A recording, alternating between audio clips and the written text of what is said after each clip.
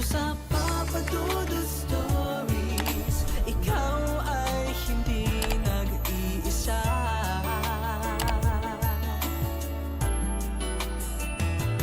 Dito sa Papa Dudut Stories, may nagmamahal sa'yo. Papa Dudut Stories, Papa Dudut Stories. Dear Papa Dudut, sa lahat po ng mga nakatutok ngayon, huwag pong kalimutan mag-like, mag-share at mag-subscribe. Maraming salamat po sa inyong lahat.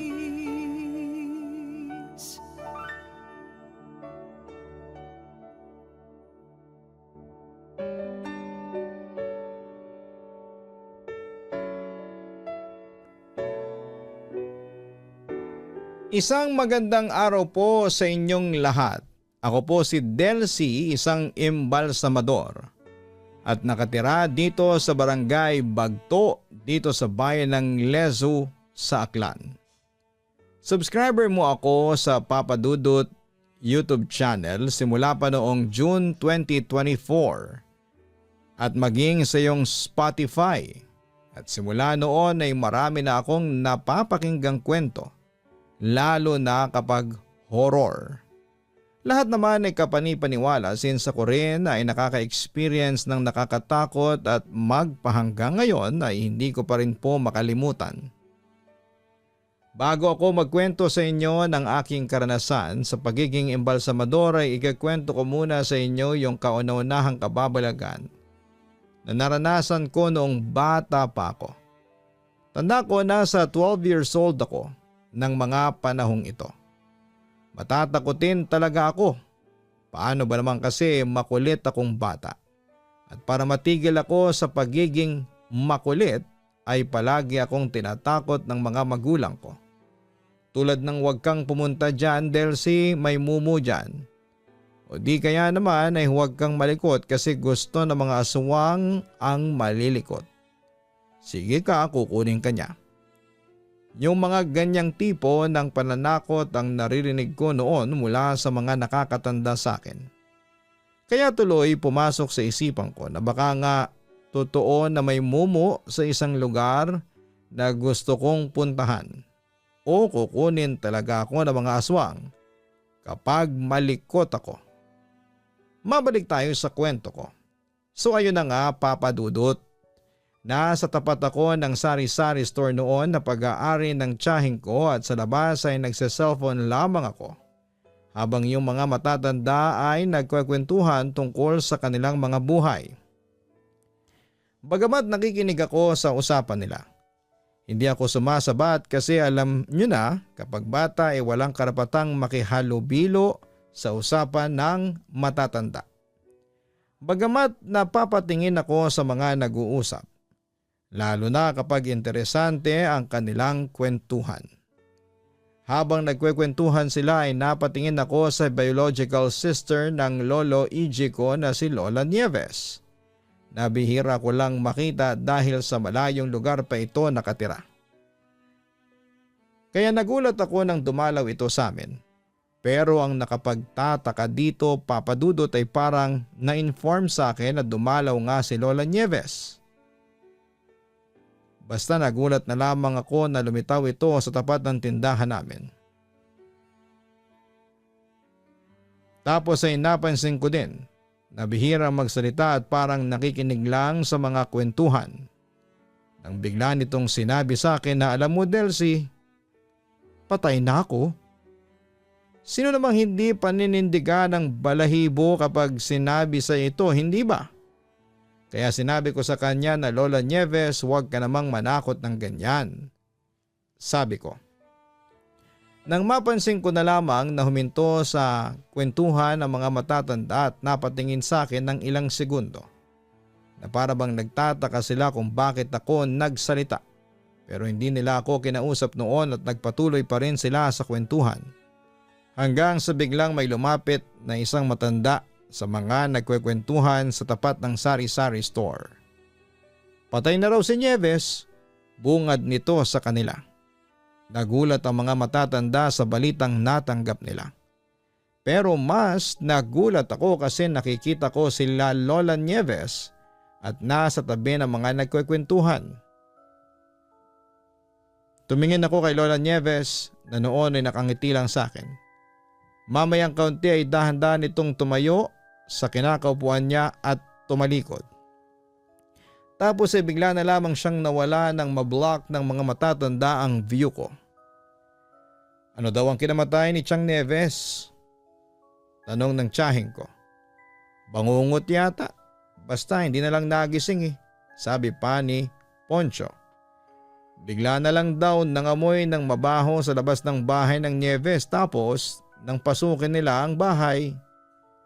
Natagpuan nilang patay ang matanda sa kwarto, nakahiga sa kama. Ang sabi pa ay 2 araw nang patay si Nieves bago makita ng mga kaanak natin. Kwento ng nagbalitang kamag-anak din namin.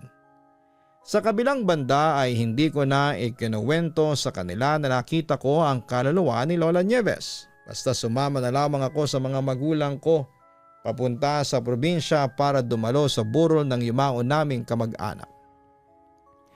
Pagdating namin doon ay may nalaman ako tungkol sa ginawa nila sa bangkay ni Lola Nieves. Dahil may mga pamahiin daw sa probinsya at mga sabi-sabi ukol sa patay. Hindi daw nila pinaimbalsamo para buo pa rin daw. So ang ginawa ay nilibing ng buo yung kapatid ng lolo ko nang walang imbalsamo. Siyempre pagkatapos ng libing ay bumalik na kami sa lugar namin. Pero makalipas siguro ng 1 buwan ay nakatanggap kami ng isang nakakatakot na balita. Yung bahay ni Lola Nieves ay naging abandonadong bahay pagkamatay ng matanda. Pero makalipas ang 1 buwan ay binalak sanang tirahan ito ng isang kamag-anak namin. Pero laking gulat daw nila nang makita nila sa loob ang hindi pa naaagnas na bangkay ni Lola na nakaupo in an upright position. Dahil sa takot lahat daw sila ay nagtakbuhan. Ang iba naman ay bumisita sa puntod ng lola ko para alamin ang katotohanan. Nakita nga nilang parang hinukay ang pinaglibingan. Ang tanong na lang ng mga kamag-anak ko ay sino ang naghukay at sino ang naglagay ng bangkay sa bahay. Kinabukasan, pagkaraang madiskubre ang bangkay ay biglang dumating raw ang kaibigan o kakilala ni Lola Nieves na pinapaniwala ang mangkukulam. Nung kinumprontanan ng mga pari at pulis dahil sa takot ay nilawayan lang daw ng mangkukulam yung bangkay. Biglang bumukas yung mata kaya lalong natakot ang mga taga doon. Pero bumukas man ang mga mata ni Lola Nieves ay hindi pa rin ito humihinga at talagang patay na. Dahil sa mga nangyari ay nagpasya na ang lahat na ipaimbalsa mo na ang katawan ni Lola Nieves. Nang sa ganoon ay hindi na magdulot ng takot sa mga kamag-anak namin. So ito nga ang kauna-unahang kababalaghan na naranasan ko at ng angka namin. At madalas kong ikwento yon sa mga kaibigan ko nang tumira kami sa syudad. Sa kabilang banda lumipas ang panahon at nagpasya akong mag-aral ng pagiging mortician. Nagpasya akong maging embalsamador para malabanan ang pagiging matatakotin ko.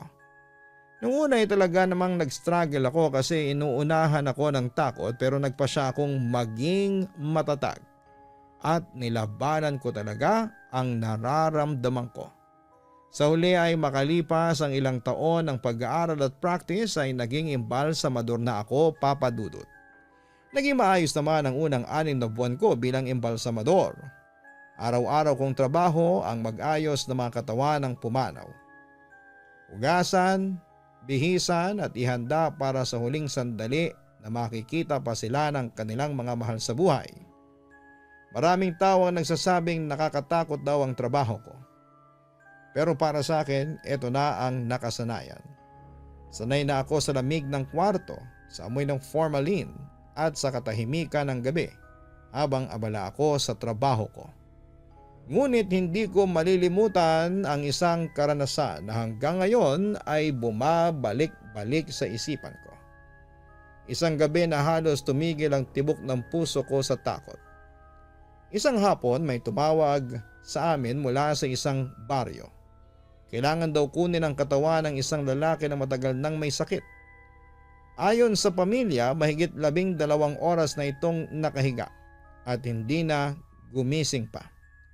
Sobrang payat na raw at halos butot balat na at wala ng pulso. Agad kaming pumunta ng kasamahan ko para kunin ang katawan. Pagdating sa bahay, sinalubong kami ng iyakan ng pamilya. Nakahiga ang lalaki sa banig, payapang nakapikit at mahina ang ilaw ng lampara na tanging nagbibigay liwanag sa silid.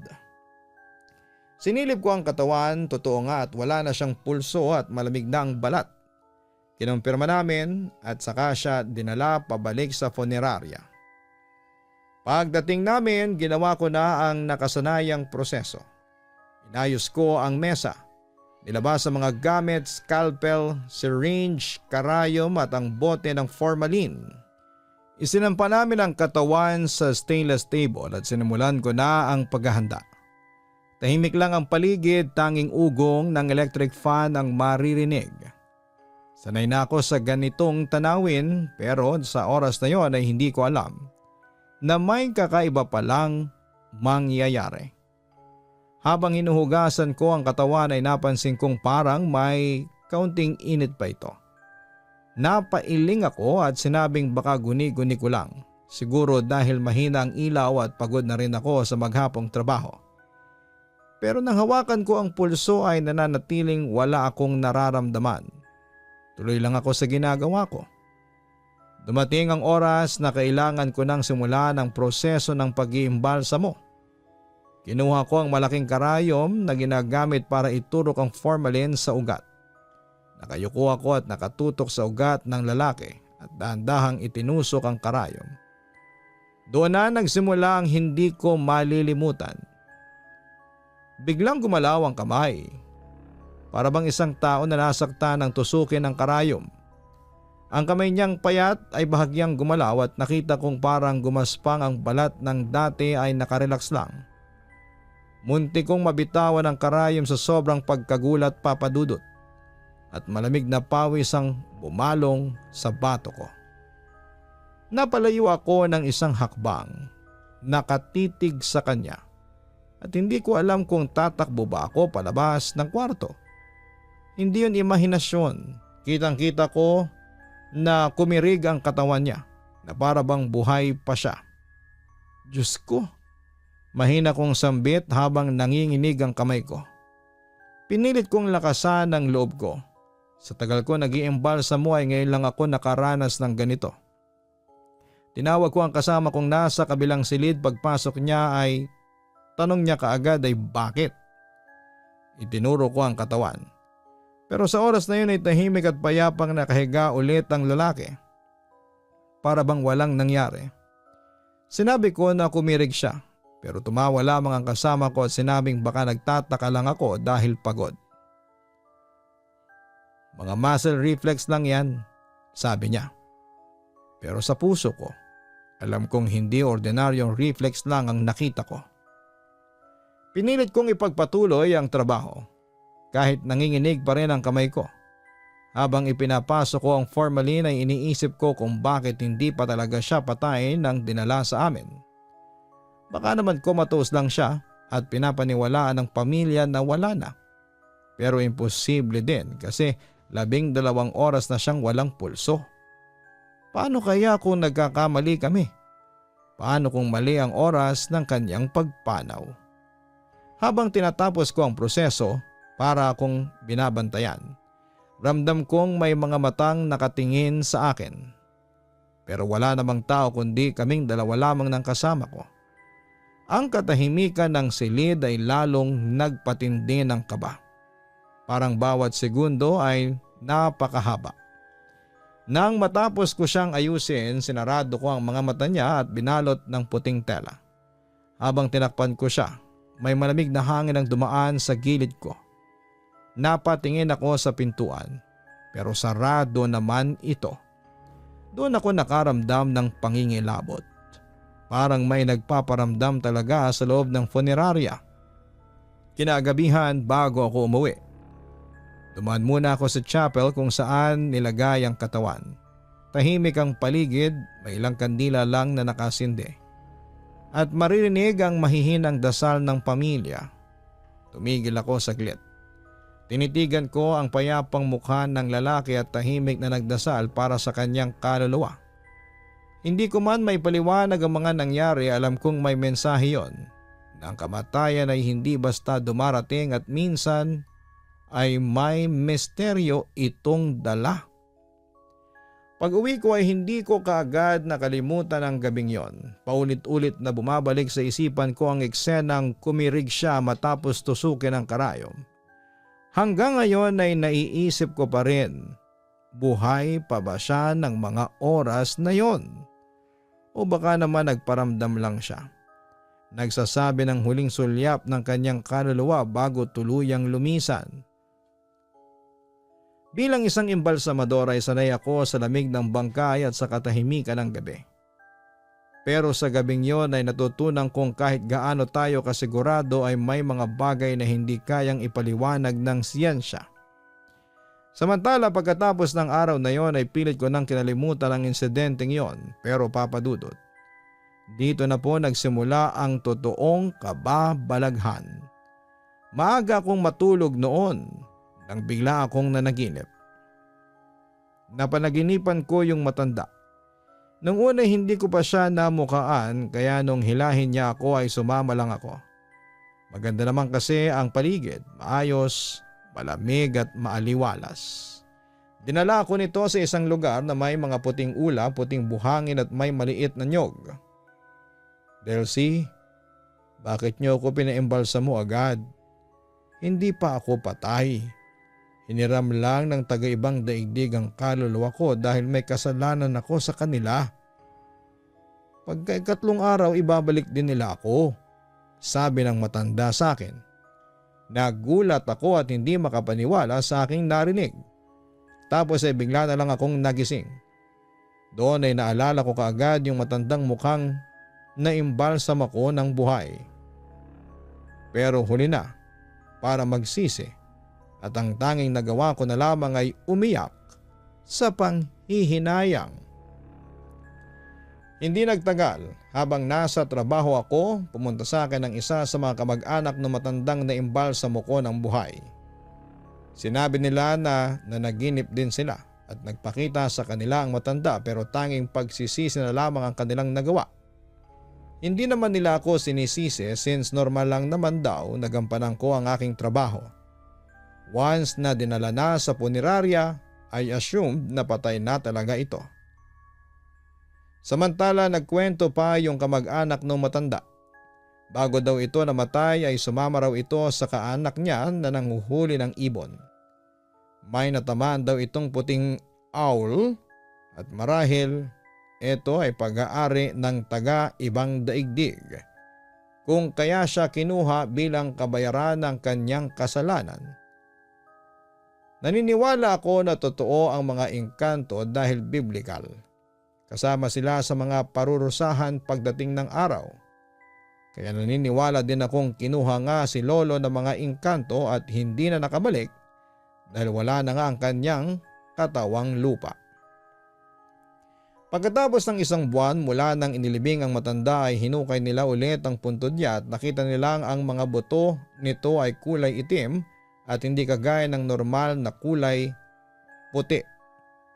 Papadudot isa yon sa mga hindi ko makakalimutang experience na hanggang ngayon ay dinadala ko pa rin. Sising-sisi ako noon at panay ang dasal ko para humingi ng tawad sa Diyos. At doon sa matandang naimbalsam ako ng buhay. Sa kabilang banda, alam ito ng management ng puneraryang pinagtrabahuhan ko. Pero sabi nila sa akin ay wala kaming kasalanan sa mga nangyari. Ganun pa man ay hindi pa rin maiwasan na bagabagyan ako ng aking konsensya.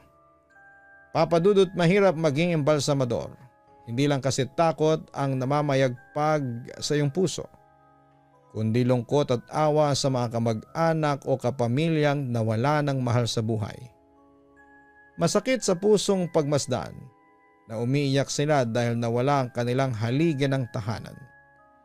Yung ilaw ng kanilang buhay, yung breadwinner ng pamilya, yung mapagmahal na kapamilya o kamag-anak na nag-alaga, umunawa at nagmahal sa kanila.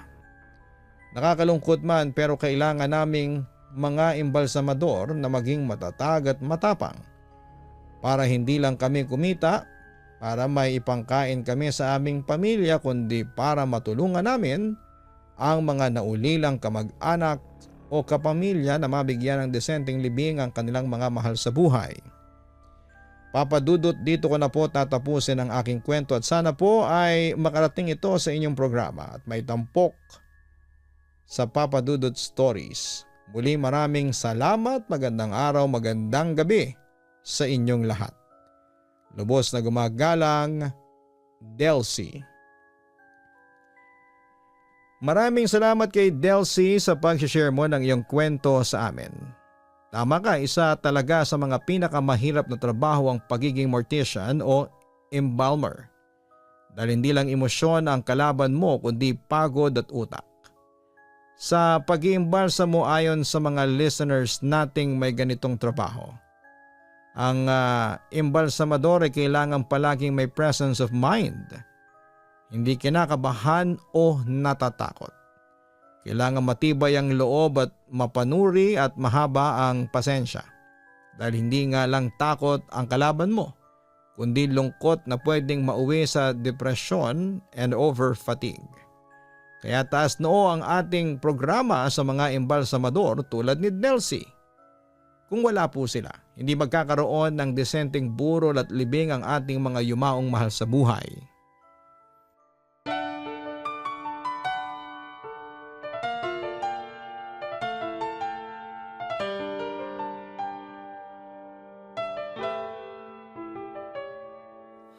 Ang buhay ay mahiwaga, laging may lungkot at saya. Sa Papa Dudut Stories, laging may karamay ka.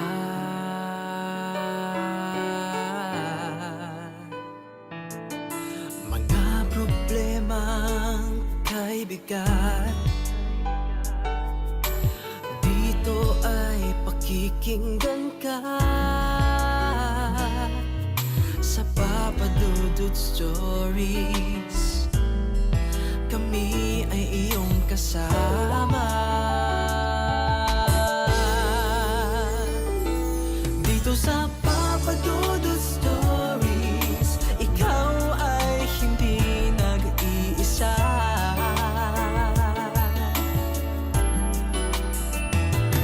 Dito sa Papa Dudut Stories, may nagmamahal sa'yo. Papa Dudut Stories, Papa Dudut Stories, Papa Dudut Stories.